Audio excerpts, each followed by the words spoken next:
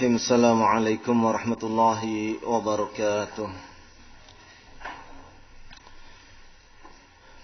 Innal hamdalillah nahmaduhu wa nasta'inuhu wa nastaghfiruh wa na'udzu billahi min shururi anfusina wa min sayyiati a'malina.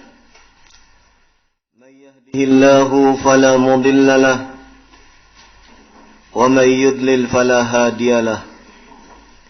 أشهد أن لا إله إلا الله وحده لا شريك له وأشهد أن محمدا عبده ورسوله يا أيها الذين آمنوا اتقوا الله حق تقاته ولا تموتن إلا وأنتم مسلمون يا أيها الناس اتقوا ربكم الذي خلقكم من نفس واحدة وخلق منها زوجها وبث منهما رجالا كثيرا ونساء واتقوا الله الذي تساءلون به والأرحام إن الله كان عليكم رقيبا يا أيها الذين آمنوا اتقوا الله وقولوا قولا سديدا يصلح لكم أعمالكم ويغفر لكم ذنوبكم ومن يطع الله ورسوله فقد فاز فوزا عظيما أما بعد فإن أصدق الحديث كتاب الله وخير الهدي هدي محمد صلى الله عليه وعلى آله وسلم وشر الأمور محدثاتها فإن كل محدثة بدعة وكل بدعة ضلالة وكل ضلالة في النار.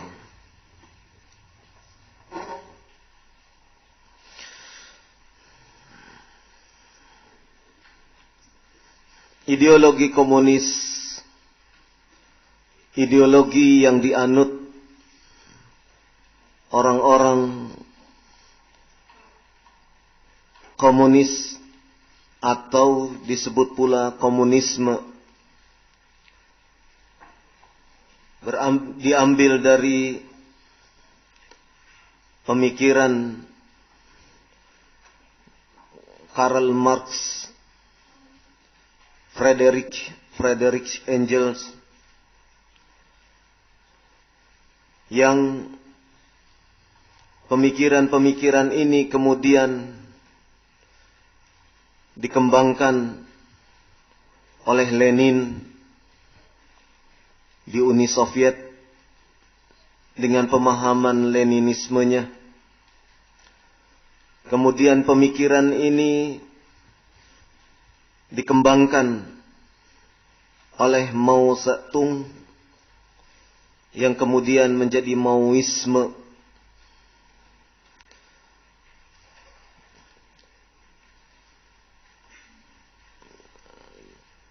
Pemikiran di Uni Soviet kemudian dilanjutkan setelah Lenin meninggal dunia, dilanjutkan oleh Stalin. Ideologi komunisme merupakan ideologi yang bertitik tumpu kepada pemahaman materialisme. Segala sesuatu diukur dengan ada tidak adanya wujud yang dibicarakan.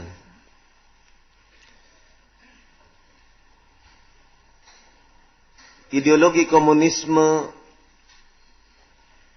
menekankan kepada apa yang disebut dengan materialisme.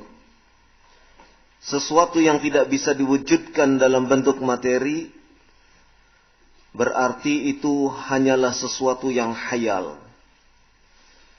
Sesuatu yang tidak boleh dipercayai atau tahayyul. Sehingga melalui pemahaman materialisme inilah ideologi komunisme adalah merupakan ideologi yang mengandung kekufuran, yang menjadikan seseorang kafir kepada Allah Subhanahu wa ta'ala, mengingkari keberadaan Allah Subhanahu wa ta'ala, mengingkari hari kiamat, mengingkari adanya surga dan neraka, mengingkari para malaikat, dan segala sesuatu yang sifatnya tidak diwujudkan dalam bentuk, tidak bisa diwujudkan dalam bentuk materi. Inilah ideologi komunisme, dan sangat bertentangan sekali dengan apa yang diajarkan di dalam Islam, di mana seorang muslim, seorang mukmin, dia harus mengimani perkara-perkara yang gaib, perkara-perkara yang tidak bisa kemudian diwujudkan dalam bentuk materi, perkara-perkara yang sulit untuk dirasakan oleh panca indera, tetapi keberadaannya harus diimani oleh ataupun mukmin. Seorang muslim dia harus mengimani adanya Allah Subhanahu wa ta'ala. Seorang muslim dia harus mengimani adanya para malaikat Allah Subhanahu wa ta'ala. Seorang muslim dia harus mengimani hari akhir, adanya takdir yang baik dan yang buruk. Dan seorang mukmin harus mengimani tentang perkara-perkara gaib yang lainnya, di antaranya adanya surga, neraka, dan peristiwa-peristiwa lain pada hari kiamat. Disinilah letak perbedaan antara keyakinan komunisme yang menitik beratkan kepada materialisme dengan pemahaman Islam yang mengedepankan tentang keimanan. Keimanan kepada Allah Subhanahu wa ta'ala, keimanan kepada para malaikatnya, keimanan kepada kitab-kitabnya, keimanan kepada rasul-rasulnya, keimanan kepada hari akhir, keimanan kepada takdir yang baik dan yang buruk. Ini perbandingan antara ideologi komunisme dengan ajaran Islam. Sehingga dimanapun berada, komunisme adalah merupakan faham yang bertentangan dengan Islam. Oleh karena itu, setiap kali ada komunisme, maka disitulah Islam memeranginya. Bentuk memerangi komunisme yang dilakukan oleh kaum muslimin atau terkhusus oleh salafiyin pada masa sekarang ini, yaitu dengan cara memerangi pemahaman-pemahaman tersebut dengan mendakwahi kepada segenap masyarakat tentang bahaya kekufuran adanya ideologi komunisme. Sehingga dengan demikian kaum muslimin diingatkan agar berhati-hati dari perkembangan-perkembangan ideologi komunisme yang terus diperjuangkan oleh sebahagian kalangan. Kemudian kita akan dapati pula perbedaan yang sangat tajam antara Islam dan komunisme. Di dalam komunisme tidak ada hak kepemilikan individu. Semua kepemilikan dikuasai oleh negara. Negara berhak untuk merampas kepemilikan yang sifatnya individu. Sedangkan di dalam Islam, justru kepemilikan individu tetap diperbolehkan. Walaupun kepemilikan individu tersebut Islam mendorong kepada pemeluknya yang memiliki kelebihan harta, kelebihan modal, kelebihan rizki dari Allah Subhanahu wa ta'ala, untuk kemudian membantu kepada saudara-saudaranya yang tidak mampu, dengan cara menyedekahkannya, dengan cara menginfakkannya, atau dengan cara menunaikan zakat yang diberikan kepada kaum yang tidak mampu. Itulah Islam. Sementara di dalam keyakinan komunisme bahwasannya seorang individu tidak boleh memiliki harta kekayaannya sendiri. Keadaan masyarakat komunis adalah sama rata, sama rasa. Tidak ada yang kaya, tidak ada yang miskin. Semuanya dibiayai oleh negara. Semuanya mendapatkan perlakuan yang sama di dalam pemenuhan materi. Oleh karena itu, di dalam kehidupan masyarakat komunis tidak ada orang kaya.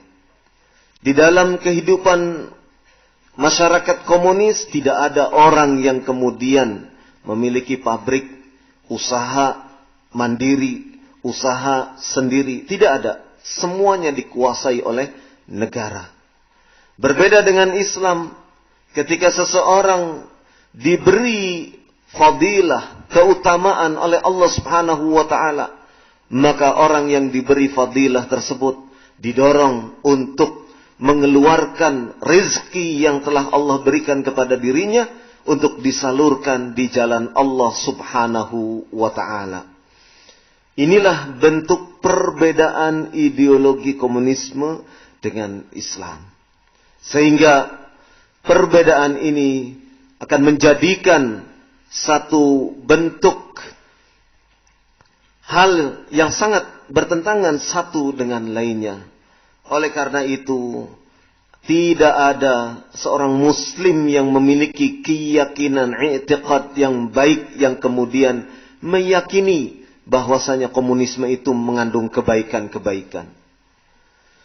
Dan bila ada orang yang kemudian seorang muslim yang mengatakan di dalam komunisme itu ada kebaikan-kebaikan, berarti orang tersebut telah salah memahami agamanya dan telah salah di dalam menafsirkan ataupun memahami komunisme itu sendiri. Oleh karena itu, tidak ada kebaikan pada ajaran-ajaran komunis. Tidak ada kebaikan pada komunisme, ideologi komunisme. Karena sesungguhnya ideologi itu beranjak dari pemikiran-pemikiran Karl Marx, seorang Yahudi. Pemikiran-pemikiran dari filsafat yang tentu saja lahir dari pemikiran manusia. Sehingga tidak ada penghargaan individu, tidak ada kemudian orang-orang bisa berupaya dengan semaksimal mungkin. Yang ada hanya sama rata, sama rasa. Alat-alat produksi seperti seorang memiliki tanah, seseorang memiliki traktor, seseorang memiliki kendaraan, seseorang memiliki pabrik, semuanya dikuasai atas nama negara. Inilah sehingga dikatakan komunis, dari kata komunal yang artinya kepemilikan bersifat massa, bersifat masyarakat, bersifat komunal, yaitu bersifat kenegaraan dimiliki secara bersama-sama. Kemudian kita pun dapati pula kerusakan dari pemikiran komunisme ini adalah ketika mereka mencoba untuk menumbuhkan sifat-sifat jahat untuk menghantam, untuk kemudian melawan terhadap orang-orang yang memiliki kekayaan yang dilebihkan oleh Allah Subhanahu wa ta'ala. Mereka melawan tuan tanah, mereka melawan kapitalis. Sehingga dengan demikian komunisme sangat berpotensi sekali untuk timbulnya konflik. Itulah yang disebutkan di dalam istilah yaitu adanya pertentangan kelas, bahwasannya pemilik modal harus dilawan. Seorang kapitalis pemilik modal harus dilawan. Seorang borjuis pemilik tuan tanah, yang sebagai tuan tanah harus dilawan. Itu komunisme, sehingga konflik demi konflik akan terus ada. Kemudian di dalam komunisme mengandung ajaran-ajaran yang sifatnya radikalis, yang sifatnya radikal, yang sifatnya teror, yang sifatnya membahayakan terhadap nyawa dan keselamatan orang lain. Orang-orang komunis tidak mengapa membunuh sesamanya, dan itu sudah ditemukan bukti-bukti, fakta-fakta yang tidak bisa dibantah lagi. Bagaimana ketika Stalin berkuasa di Uni Soviet, membunuh teman yang menjabat dalam struktur kepengurusan negara di Uni Soviet. Bagaimana Stalin membunuh rakyatnya, 40 juta rakyatnya dihabisi oleh Stalin. Demikian juga Mao Zedong di Republik Rakyat Cina, dibunuh jutaan manusia. Dan bagi Mao Zedong, membunuh sekali libas 20.000 orang itu sangat mudah. Sehingga nyawa bagi kalangan komunisme itu sangat mudah untuk dikorbankan. Sementara ajaran Islam menyebutkan wala taqtulunan nafsal lati harramallah illa bil haqq. Di dalam surat Al-Furqan ayat ke-68. Dan mereka tidaklah membunuh jiwa allati haramallahu illa bil haq, yang telah Allah haramkan kecuali dengan cara yang hak. Itulah Islam. Tidak membunuh jiwa kecuali dengan cara yang dibenarkan oleh syariat. Berbeda dengan komunisme, pembunuhan demi pembunuhan terus dilakukan. Dan fakta-faktanya insya Allah nanti kita beberkan. Kemudian komunisme itu pun mengajarkan, ketika mereka mencoba untuk merebut kekuasaan. Karena apa? Karena cita-cita setiap orang komunis ingin mendirikan negara, ingin mendirikan di wilayahnya, yaitu dengan tegaknya pemahaman komunisme. Sehingga ketika ia berupaya untuk menanamkan komunisme di setiap masyarakat, maka orang-orang komunis selalu berupaya untuk melakukan pemberontakan terhadap penguasa yang ada. Padahal di dalam ajaran Islam, memberontak itu adalah perkara yang haram. Memberontak kepada penguasa yang sah, penguasa muslim, penguasa kaum muslimin yang ada, adalah sesuatu yang tidak boleh. Allah Subhanahu wa taala berfirman, ya ayyuhalladzina amanu ati'ullaha wa ati'ur rasul wa ulil amri minkum. Wahai orang-orang yang beriman, taatlah kepada Allah, taatlah kepada Rasul, dan kepada orang-orang yang beriman. Kemudian sabda Nabi SAW dalam hadis riwayat Abu Dawud dan At-Tirmidzi juga menyebutkan, usikum bitaqwallah was-sam'i wat-ta'ah wa in ta'ammara 'alaikum 'abdun habasyiyun. Aku wasiatkan kepada engkau, kepada kalian, hendaklah kalian bertakwa kepada Allah, mendengar dan taat, meskipun yang memerintahkan atas kalian yaitu abdun habasyiyun, seorang budak Habasyi. Budak yang semestinya tidak boleh menjadi penguasa, tapi karena ia memiliki kekuasaan, maka kita diperintahkan untuk taat, untuk mendengar, patuh kepada penguasa tersebut dalam hal yang ma'ruf. Ini menunjukkan bahwasannya perbedaan antara Islam dan komunisme sangat berbeda jauh. Komunisme senantiasa mengobarkan pemberontakan di mana-mana. Juga di dalam komunisme disebarkan rasa takut. Ya. Ajaran komunisme menebarkan rasa takut. Dan itu sudah terjadi di dalam sejarah kehidupan bangsa kita. Bagaimana orang-orang komunisme karena menghalalkan darah bagi lawan-lawan politiknya. Menghalalkan nyawa bagi lawan-lawan politiknya. Siapa yang menghalangi tujuan Partai Komunis Indonesia, maka kemudian orang tersebut akan dibunuh.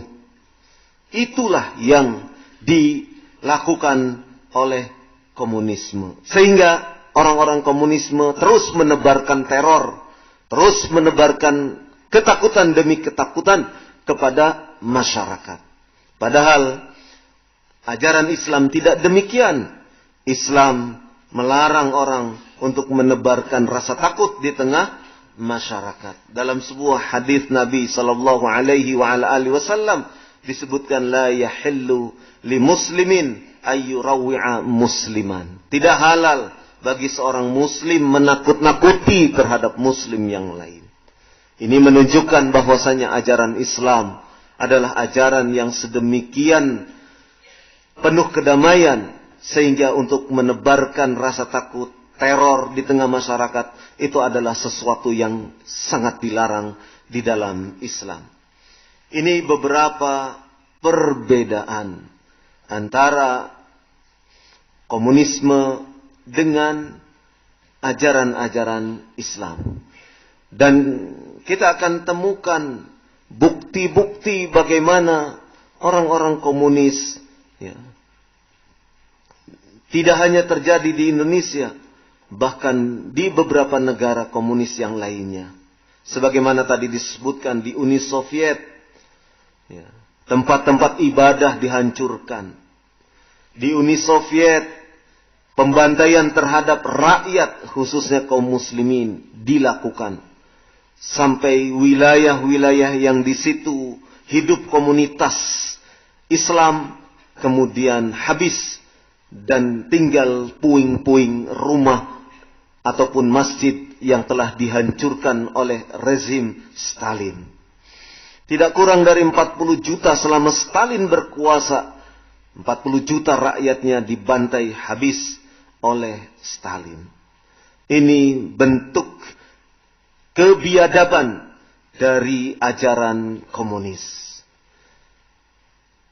Sehingga ajaran komunis ini yang ditiru oleh Musso, oleh alimin. Musso dan alimin ini adalah orang yang belajar langsung ke Uni Soviet. Dia berhubungan langsung dengan Stalin untuk kemudian mengembangkan pemahaman-pemahaman komunisme di Indonesia. Tahun 1948 Musso kembali ke Indonesia dari pelariannya di Uni Soviet. Ketika ia kembali ke Indonesia, ia kemudian langsung ditunjuk untuk memimpin Partai Komunis Indonesia. Apa yang terjadi ketika Partai Komunis dipimpin oleh Musso? Musso ini, kalau kita membaca riwayat hidupnya, sejak kecil dididik dengan pendidikan Islam. Sekolahnya saja kalau sekarang mungkin model madrasah ibtidaiyah, sanawiyah begitu. Itu Musso. Orang Jawa mengucapnya Musso, pada Musa. Ya. Itu Musso. Pendidikan sejak kecil dididik dengan Islam. Ya. Bahkan di dekat rumahnya ada pondok pesantren. Ya. Di daerah Kediri. Itu Musso.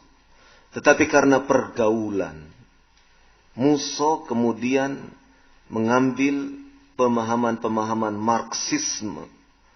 Sehingga kemudian ia menjadi seorang komunis. Ya, sampai kemudian ia belajar ke Uni Soviet. Sehingga menjadi benar-benar seorang komunis yang tulen.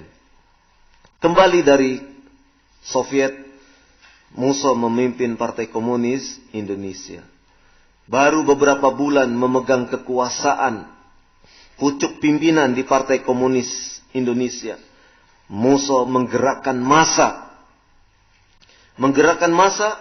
untuk melakukan pemberontakan terhadap pemerintahan yang ada. Dengan cara apa? Musso membuat semacam pasukan sipil yang dipersenjatai. Ya. Pasukan sipil yang dipersenjatai.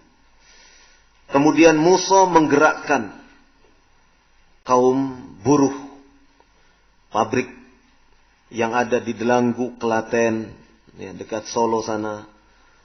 Buruhnya dipengaruhi untuk mogok. Kemudian dilakukan keonaran, kerusuhan yang terjadi di kota Solo. Kemudian merembet ke kota-kota lainnya, termasuk di Cepu, Bojonegoro, kemudian Ngawi, sampai akhirnya meletus pemberontakan Madiun 18 September 1948. Pemberontakan Madiun, Musso mengerahkan segenap para pengikut PKI. Ya. Maka kemudian orang-orang PKI menangkap, menculik tokoh-tokoh ataupun para pengasuh pondok pesantren, guru-guru ngaji. Di antara guru ngaji yang diculik oleh orang-orang PKI, di antaranya adalah yang bernama Kiai Haji Rokib, imam masjid besar di Kabupaten Magetan. Sebelum genap usia 20 tahun, ia diculik oleh gerombolan PKI. Ya, ketika diculik, ya, Pak Rokib ini mengatakan, tidak salah menculik saya. Saya kan cuma guru ngaji. Kata orang-orang PKI yang menculiknya, justru karena kamu guru ngaji, kamu akan menghalangi tujuan PKI. Ya. Jadi, penculikan, pembantaian, pembunuhan, itu memang disengaja kepada atau diarahkan kepada orang-orang yang memiliki agama. Orang-orang yang dikenal agamanya ataupun mengajarkan agama. Itu yang disasar oleh orang-orang PKI. Jadi ketika dikatakan saya ini kan cuma guru ngaji, ya justru karena kamu guru ngaji sehingga kamu diculik oleh PKI. Lihat, di sini jelas sekali permusuhannya kepada Islam dan kaum muslimin. Lihat, di sini menunjukkan bahwasannya Partai Komunis Indonesia tidak suka dan sangat membenci kepada orang-orang Islam. Jadi permusuhan mereka kepada kaum muslimin adalah permusuhan karena kaum muslimin melaksanakan, mengajarkan agama yang dianutnya. Itu Partai Komunis Indonesia, itu orang-orang komunis seperti itu. Jadi bukan asal culik orang komunis itu, ya, menangkap orang, bukan asal-asalan, tapi dipilih. Mana orang-orang yang agamanya dianggap militan, itu yang kemudian dihabisi. Ya. Jadi dari peristiwa-peristiwa yang kita kumpulkan, ya, pengasuh-pengasuh pondok pesantren di kota Magetan diambili oleh orang-orang PKI. Karena pada waktu itu PKI memang banyak pengikutnya di sekitar Karesidenan Madiun. Karesidenan Madiun itu meliputi daerah diantaranya Ngawi, Magetan, kemudian Nganjuk. Termasuk diantaranya mungkin Bojonegoro, Cepu, dan sekitarnya seperti Ponorogo, Itu di antara daerah-daerah Karesidenan Madiun. Ya. Jadi sangat jelas sekali permusuhan orang-orang PKI terhadap kaum muslimin. Maka kalau kita sekarang tenang-tenang saja, sementara orang-orang PKI bergerak terus. Orang-orang PKI bergerak terus. Satu di antaranya, baru-baru hari-hari yang lalu, mungkin belum ada 1 bulan ini, anak-anak PKI mengirim surat ke Bupati Madiun. Untuk apa? Minta audiensi. Untuk bertemu, berdiskusi. Berdiskusi tentang apa? Berdiskusi tentang upaya menggali kuburan-kuburan yang di situ ditengarai terjadinya pembantaian terhadap orang-orang PKI oleh rakyat Indonesia. Jadi ingin menguak sejarah bahwasannya ada orang-orang PKI yang dibantai. Ada orang-orang Partai Komunis Indonesia yang dibantai oleh masyarakat Indonesia. Artinya apa? Syahidnya di sini, anak-anak PKI, anak-anak keturunannya punya sebuah yayasan. Yayasan ini digunakan oleh mereka untuk mengungkit sejarah bahwasanya ada orang-orang PKI yang dibantai. Manakala ini ditemukan akan dijadikan sebagai bukti bahwasannya pemerintah Indonesia telah lalai melindungi rakyatnya. Rakyatnya dalam hal ini siapa? Orang-orang PKI. Sehingga apa? Sehingga orang-orang PKI menuntut agar pemerintah meminta maaf. Sehingga orang-orang PKI menuntut agar pemerintah mengganti rugi sekian ratus miliar. Sehingga dengan bukti itu orang-orang PKI, anak-anaknya yang sekarang hidup, menuntut kepada pemerintah untuk merehabilitasi nama orang-orang PKI yang terlibat di dalam pemberontakan.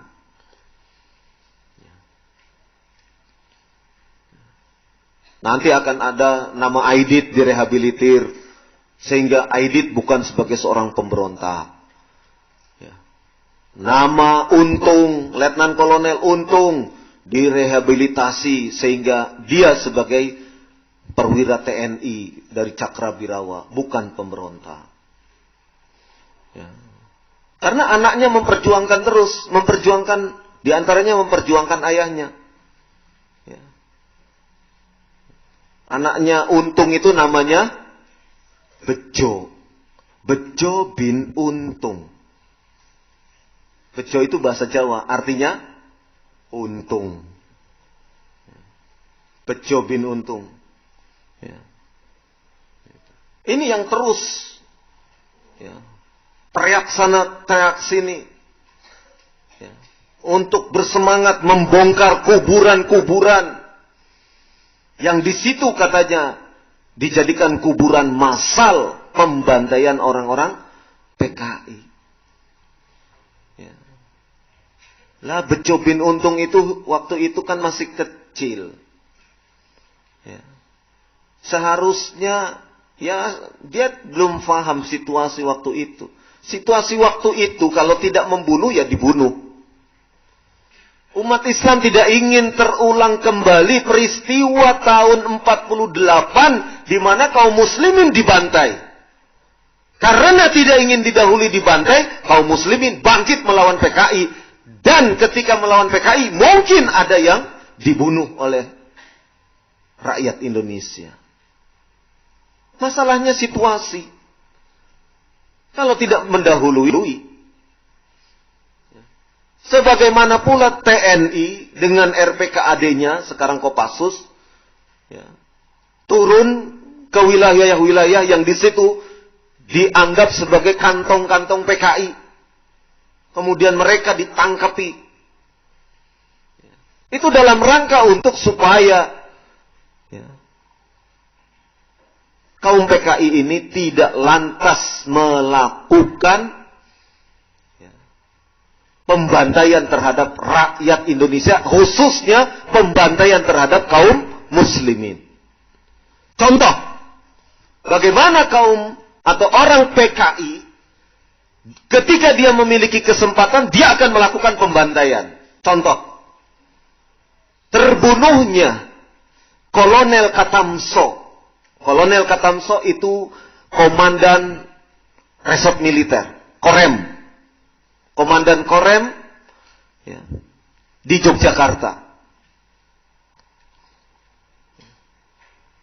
Kolonel Katamso jelas tidak mau mengikuti apa yang diinstruksikan oleh Letnan Kolonel Untung, yang menganggap adanya Dewan Jenderal yang akan melakukan coup d'etat, yaitu pemberontakan, penggulingan kekuasaan terhadap Soekarno waktu itu. Nah, orang PKI, pimpinan PKI di Yogyakarta, membisikkan kepada salah satu kadernya yang ada di dalam Korem, saya lupa Mayor Edi atau siapa, itu dibisiki, kamu bunuh Katamso, kamu bunuh Sugiono, nanti kamu yang akan memimpin Korem ini. Setelah itu kamu akan memimpin Korem, kamu akan diangkat menjadi Dewan Revolusioner di kota Yogyakarta. Ketika memiliki kesempatan, maka orang yang dibisiki ini tadi oleh tokoh PKI Yogyakarta, kemudian ia menculik Katamso, menculik Sugiono, dan kemudian membantai keduanya di Kentungan Yogyakarta. Diculik, dibawa oleh mobil gas, sejenis mobil jeep.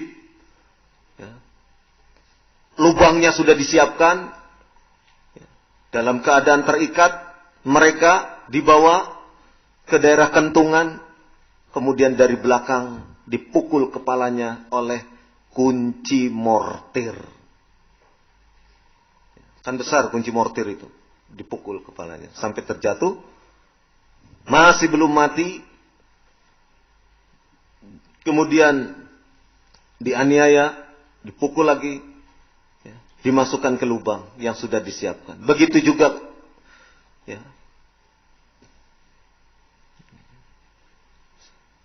Letkol Sugiono dipukul juga dari belakang, mati juga. Ini menunjukkan orang komunis ketika memiliki kesempatan untuk membantai terlebih dahulu, maka akan dia lakukan. Situasinya seperti itu. Siapa yang tidak mendahului, maka didahului. Situasinya seperti itu. Jadi kaum muslimin ketika mencoba untuk menangkapi orang komunis, kemudian terjadi misalnya penganiayaan kepada orang komunis, itu dengan sebab kalau tidak dianiaya, orang komunis itu misalnya tidak dibunuh, dia akan membunuh kepada kaum muslimin. Dia akan membantai kaum muslimin. Maka dalam keadaan situasi seperti itu, sebahagian rakyat Indonesia kemudian membunuh orang-orang PKI.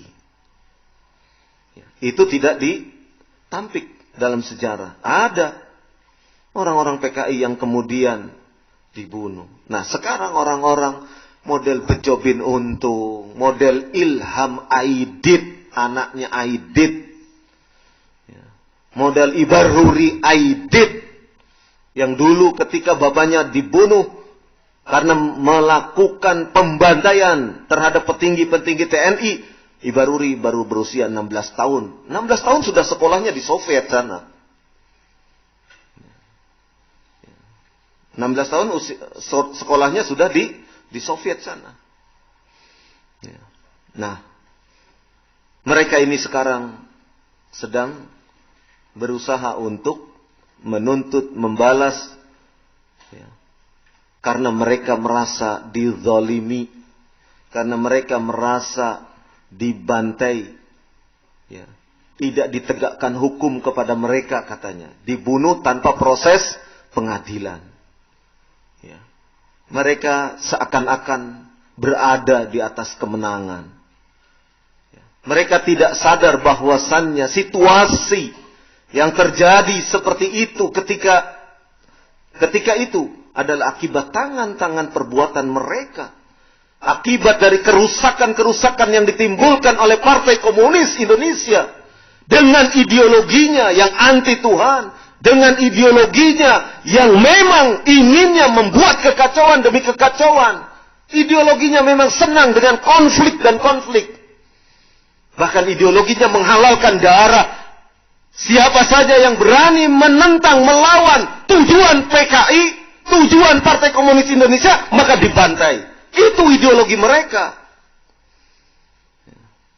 Dan itulah yang dilakukan oleh orang-orang komunis di Indonesia. Tidak hanya di Indonesia, di Soviet, di Vietnam, di Kamboja, di Korea Utara, di Kuba. Mereka orang-orang komunis pasti membantai lawan politiknya. Dan itu menjadi bukti sejarah komunisme di seluruh dunia. Inilah contoh kebiadaban komunis di berbagai penjuru dunia. Ya. Tahun 48, ya, pengasuh-pengasuh pondok pesantren ditangkap, ya, diikat, ya, diikat oleh tali yang terbuat dari bambu. Sehingga ketika diikat tangannya banyak yang luka-luka, kegores-gores. Mereka dikumpulkan di sebuah loji. Loji itu rumah peninggalan Belanda. Ya. Perumahan pabrik gula. Perumahan kompleks di pabrik gula Goranggareng. Sekarang Rejosari. Di daerah Magetan. 160 orang yang ditangkap oleh orang-orang komunis, ya, di sekitar wilayah Magetan ditahan di rumah loji tersebut. Mereka dibagi di kamar-kamar, ya. Ketika mereka dalam keadaan terikat, ya, dari balik jendela mereka ditembaki, ya. Ditembaki mereka. Dan saksi hidup seperti Pak Rokib ini, dia berhasil selamat karena apa? Ya. Karena dia begitu senjata masuk ke jendela, dia sembunyi di bawah jendela sini. Jadi tidak kena. Begini, dia adanya di bawah sini, apa namanya, moncong senjatanya di sini. Tembaki, tet. Inginnya dia merebut senjata, dipegang pucuk senjatanya itu, ternyata panas, dilepas lagi. Ya karena orang nggak pernah bawa senjata, nggak tahu kalau udah ditembakkan kan panas. Dan semua teman-temannya yang satu tahanan satu kamar itu mati semua, kecuali dia bertiga yang sembunyi di balik jendela itu. Darah berceceran di mana-mana. 160 hitungan, ya, dari anggota Siliwangi yang turun membebaskan, ya, yang kemudian mengejar orang-orang PKI yang membantai tersebut. Pasukan Siliwangi yang diturunkan di sana dihitung satu demi satu, tidak kurang dari 160 rakyat masyarakat Magetan dibantai di satu rumah itu. Disitulah yang disebut dengan banjir darah. Ya. Banjir darah. Sampai kakinya Kiai Rokib aja setinggi mata kaki itu darahnya itu melekat di kakinya. Karena sedemikian banyak yang dibantai, yang dibunuh oleh orang-orang PKI. Ya. Ini belum yang termasuk dari sebahagian tahanan yang di loji ini dinaikkan dengan gerbong kereta ke wilayah Soco. Di daerah Soco ada lubang sumur tua yang di situ juga terjadi pembantaian. 172 jenazah ditemukan di sana. Termasuk diantaranya adalah jenazah Bupati Magetan yang dibantai di sana. 172 di lubang tersebut. Sampai menggalinya itu harus dari pinggir. Dibuat lubang tembusan untuk mengeluarkan jenazah yang dimasukkan ke dalam sumur tua tersebut. Ya. Ini keganasan, kebiadaban PKI. Itu yang satu lubang di Soco. Belum satu lubang lagi yang di wilayah desa Bang Sri.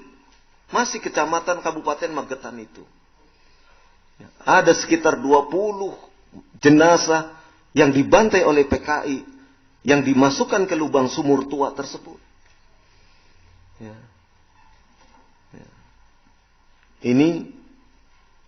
Dan satu lubang lagi di daerah Cigrok. Juga ada di situ. Ya. Beberapa puluh jenazah. Jadi mereka dibantai. Rakyat ditangkapi oleh orang-orang komunis. Itu tahun 48. Sehingga pantas kalau kemudian kaum muslimin selalu siap siaga. Selalu siap siaga untuk menghadang komunisme. Mau azan dulu.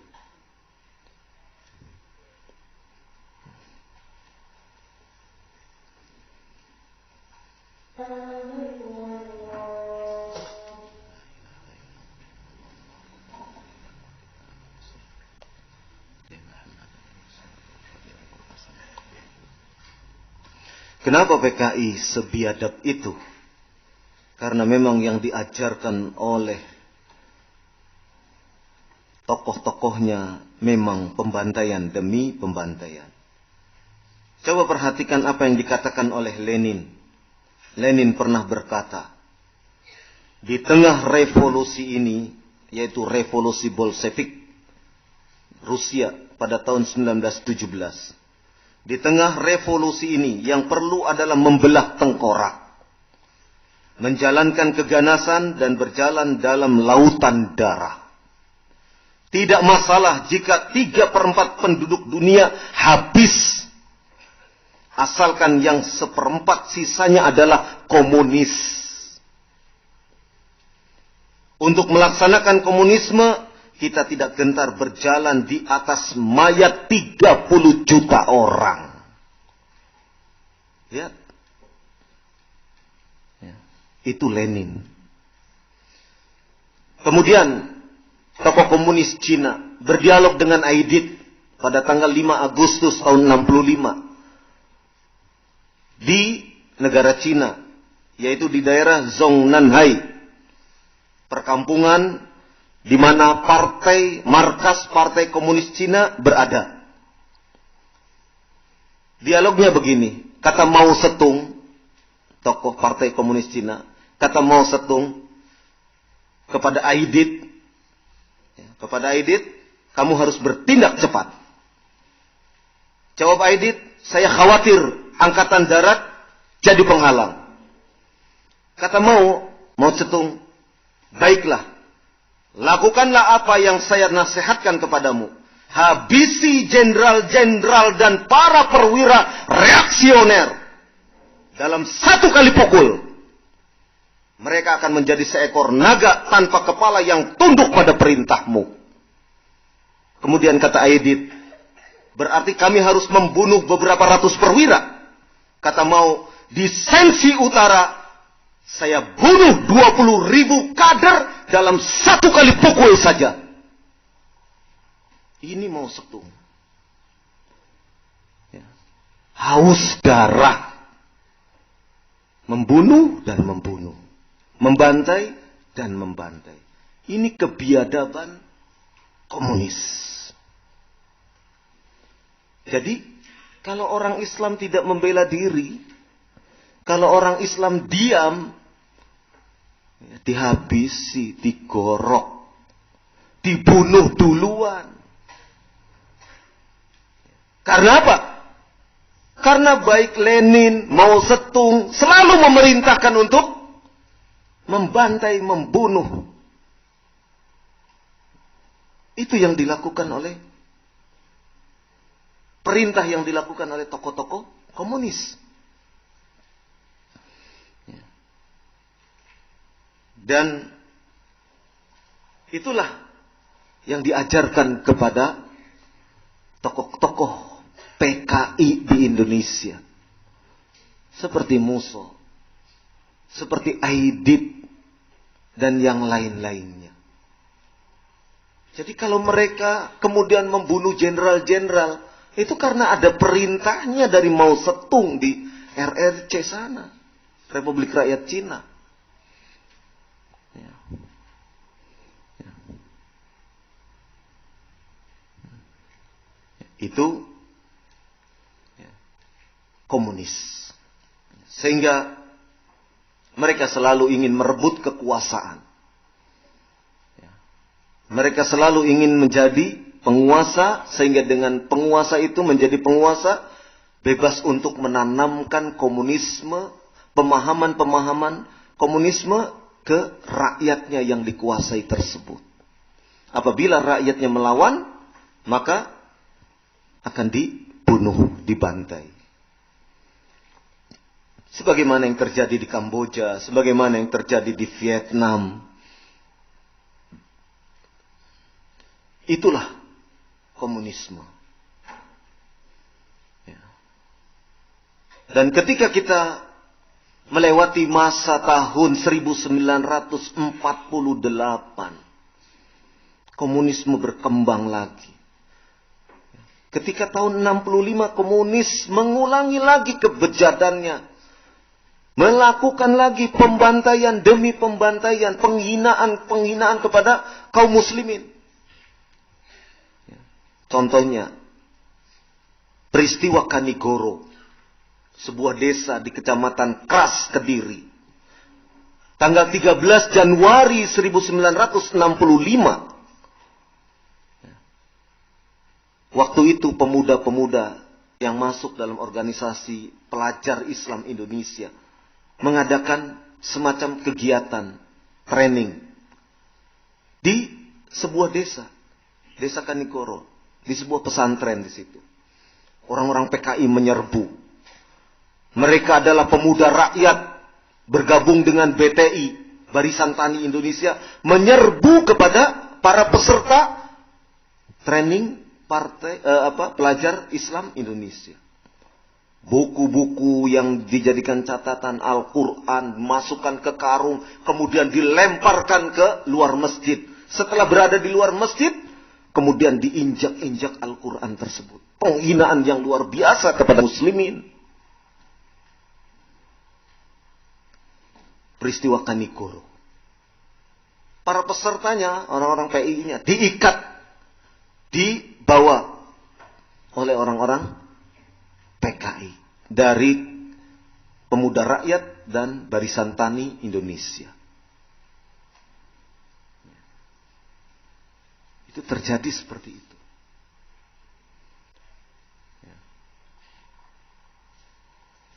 Peristiwa lainnya,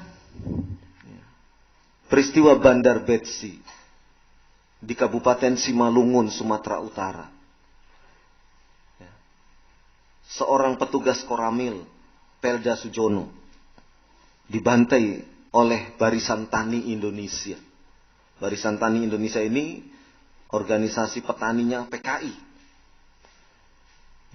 Orang-orang BTI, Barisan Tani Indonesia ini merebut lahan-lahan milik perusahaan perkebunan rakyat. Lahan-lahan milik perkebunan dirampas oleh orang-orang BTI, ditanami. Karena ini milik lahan perkebunan, perkebunan melarang. Begitu melarang, orang-orang BTI ngamuk. Sampai akhirnya aparat turun. Ternyata kekuatan massa mereka lebih besar ketika orang-orang dari Koramil, termasuk diantaranya Pelda Sujono ini, akhirnya dikeroyok habis. Sampai PKI menantang, satu kompi lagi turun ke sini, ayo kita berkelahi. PKI seperti itu. Sampai akhirnya Pelda Sujono dikeroyok habis, dalam keadaan terkapar. Salah seorang dari mereka membawa cangkul, kepalanya dicangkul sampai terbelah. Masih belum puas juga, masih dipukuli juga. Itu PKI.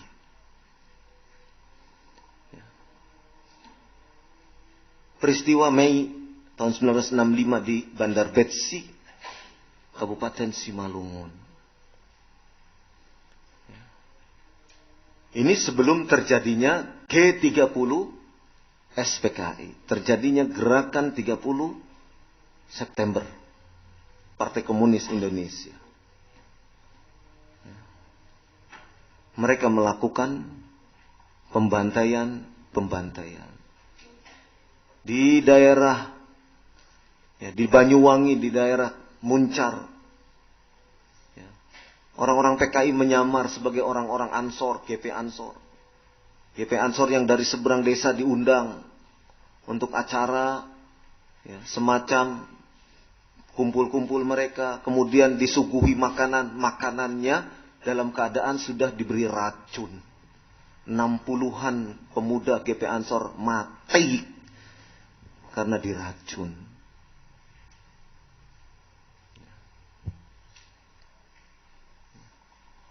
Di Kecamatan Muncar, Banyuwangi. Dan peristiwa-peristiwa lainnya yang itu terekam di dalam sejarah bangsa Indonesia. Bagaimana orang-orang PKI, bagaimana orang-orang komunis pada masa itu. Mereka justru melakukan pembunuhan, pembantaian, melakukan kebiadaban terhadap anak-anak bangsa Indonesia. Dan itu semua menjadi pelajaran bagi kita. Menjadi pelajaran bagi kita. Bahwasannya dimanapun ada orang-orang komunis, pasti ia akan melakukan kerusuhan demi kerusuhan.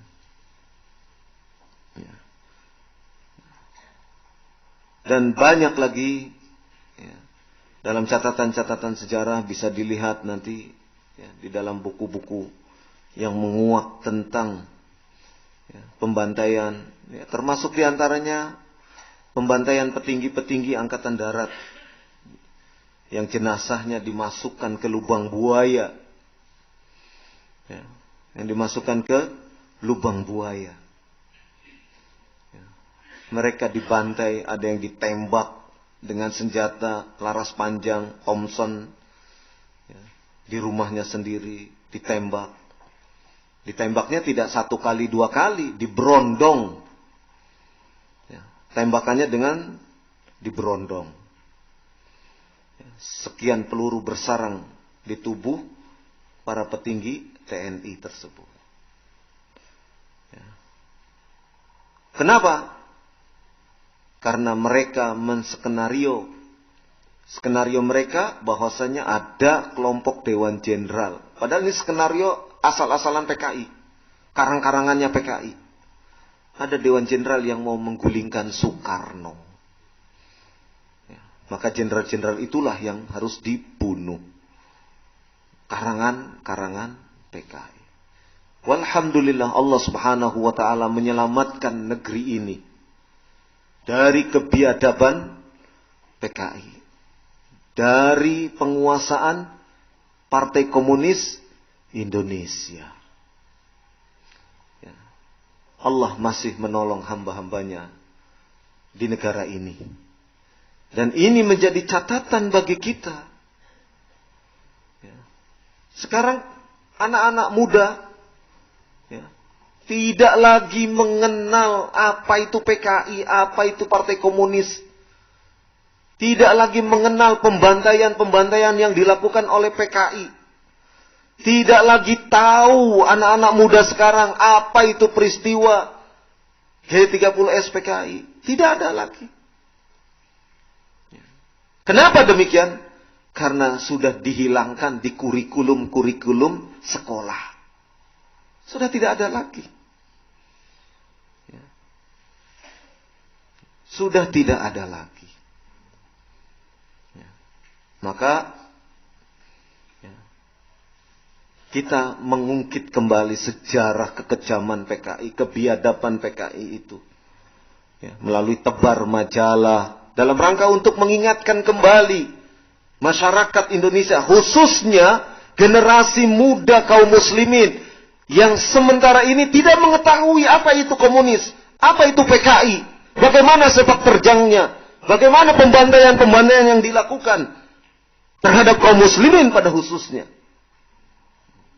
Supaya mereka tahu. Sebab sebahagian dari sejarah itu sengaja untuk dihilangkan.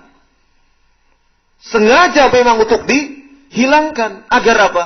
Agar anak-anak muda sekarang tidak tahu kalau komunis itu sedemikian biadab. Sedemikian sadis. Pembunuh. Pembantai. Ya. Ini yang diinginkan oleh mereka. Maka kita angkat melalui tebar majalah. Ya. Karena mereka itu orang-orang yang benar-benar luar biasa kejahatannya. Ya. Terutama terhadap kaum muslimin. Karena kaum muslimin pasti yang paling depan di dalam menentang komunisme. Pasti kaum muslimin paling depan menentang komunisme. Kenapa? Karena ajaran-ajaran komunisme itu bertentangan dengan Islam. Dan perbuatan-perbuatan, tindakan-tindakan orang-orang komunis sangat-sangat biadab. Melebihi teroris yang ada sekarang ini. Dulu saja belum ada senjata-senjata modern seperti sekarang. Komunis sudah membantai sekian banyak kaum muslimin. Apalagi kalau mereka sekarang menguasai persenjataan-persenjataan modern. Tentu mereka akan lebih banyak lagi bisa membantai kaum muslimin. Wa'iyadzubillah. Ini yang dilakukan oleh orang-orang komunis.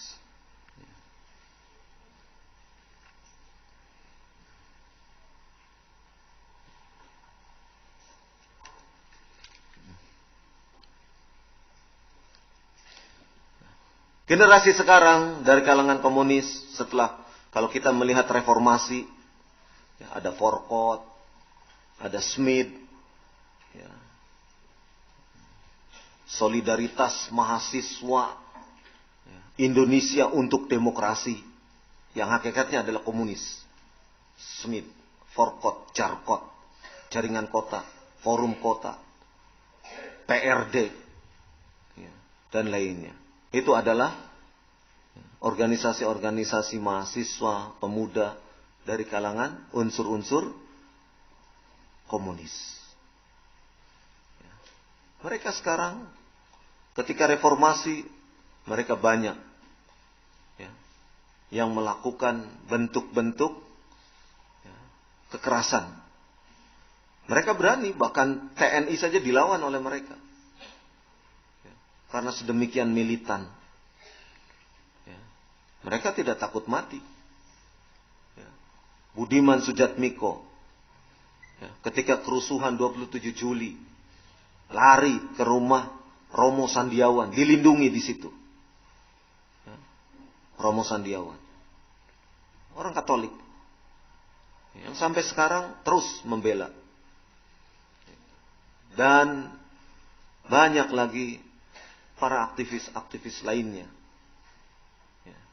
yang mereka adalah orang-orang yang berusaha untuk menggulingkan pemerintahan Orde Baru. Kenapa mereka benci sekali kepada Orde Baru? Terutama kepada Presiden Soeharto. Karena Presiden Soeharto dan jajarannya pada waktu itu adalah orang yang pertama menghabisi PKI sampai ke akar-akarnya. Tidak ada tersisa sedikit pun organisasi PKI. Sampai lambang-lambangnya habis semua. Sehingga pantas bila sekarang ini kebencian mereka kepada Soeharto, kepada mantan Presiden Soeharto ini luar biasa. Kebenciannya. Jazahullahu khairan. Kita berterima kasih. Karena dengan kebijakannya, kemudian PKI dilarang untuk hidup di Indonesia.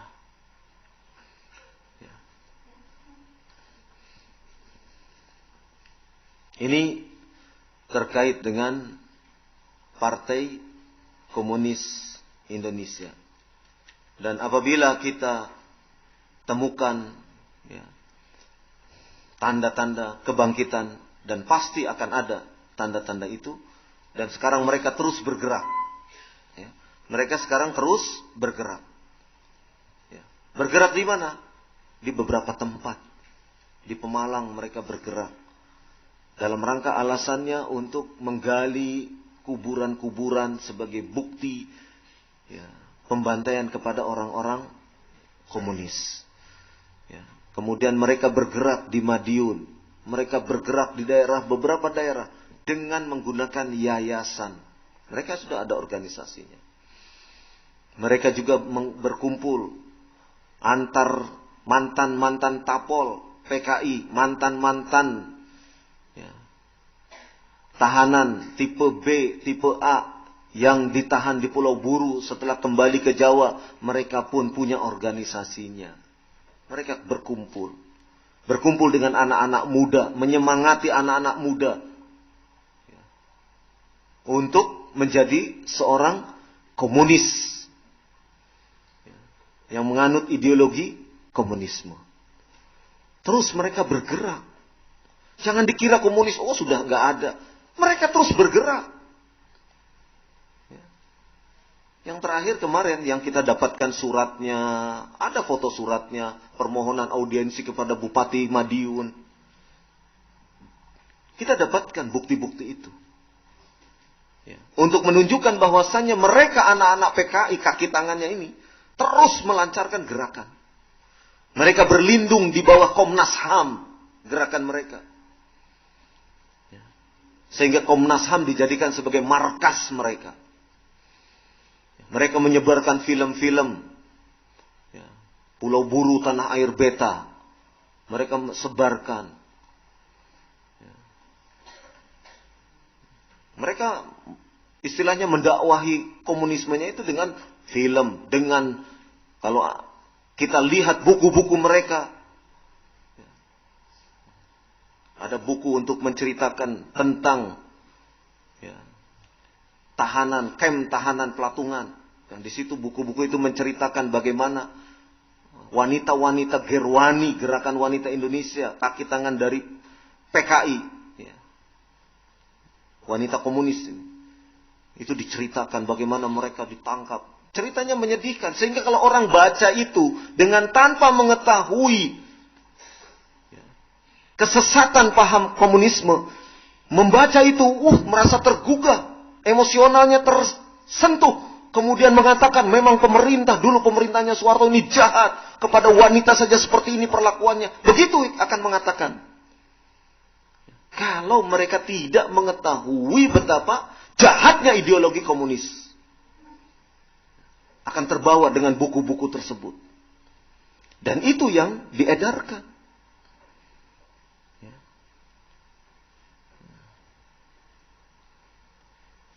Ini yang sekarang ketika era liberalisme dibuka selebar-lebarnya, orang komunis memanfaatkan itu. Sehingga kita perlu waspada. Kita jangan tidur. Ya. Cepat sebarkan majalah-majalah tersebut. Habis pesan lagi. Ya. Terus sebarkan ke berbagai kalangan. Ya, mudah-mudahan ini ikhtiar kita. Ikhtiar kita, mudah-mudahan ada 1, 2 orang, sekian banyak orang tersentuh untuk kemudian mewaspadai setiap gerakan komunisme, karena mereka terus bergerak. Jangan dikira komunisme itu sudah habis di Indonesia. Franz Magnus Suseno mengatakan komunis di Indonesia hantu. Hantu apanya? Buktinya mereka terus ingin membongkar kuburan-kuburan. Buktinya mereka terus berkonsolidasi. Buktinya mereka terus untuk senantiasa mengadakan pertemuan-pertemuan. Merancang kegiatan, merancang aktivitas untuk kemudian memanfaatkan hari buruh tanggal 1 Mei. Memanfaatkan momentum-momentum tertentu. Itu yang mereka lakukan. Jangan dikira komunisme di Indonesia terus diam. Masa sih ada anak-anak muda pakai kaos dengan gambar Palu Arit tidak ada yang bikin? Memangnya ujuk-ujuk muncul? Memangnya tiba-tiba muncul kaos itu? Ya. Pasti ada yang membuat. Dan yang membuat ini mesti punya modal. Pasti terorganisir. Cuma yang membuatnya ini siapa, itu yang belum dibongkar. Siapa yang memberi modal, siapa penyandang dananya, ini yang tidak ditelusuri. Mestinya ada. Karena ini adalah test case. Kalau gambar Palu Arit disebarkan di masyarakat, masyarakat menolak atau tidak? Kalau menolak, oh berarti tes. Jangan dulu bergerak kepada program yang lebih lanjut. Jangan dulu. Itu test case. Jadi kalau masyarakat diam, ada gambar Palu Arit diam, berarti mereka sudah mulai nerima. Berarti masyarakat sudah mulai cuek. Tidak peduli dengan gambar Palu Arit. Berarti kalau nanti ditambah lagi dengan pawai komunis misalnya, masyarakat akan tidak peduli juga. Berarti akan ditingkatkan lagi dengan training-training komunis. Masyarakat juga diam, berarti ditingkatkan lagi dengan aksi. Kan begitu programnya. Jangan tidur kita. Komunisme terus mereka bergerak. Wallahu a'lam bishawab. Sampai di sini. Subhanakallahumma wa bihamdik. Asyhadu an la ilaha illa anta astaghfiruka wa atubu ilaik.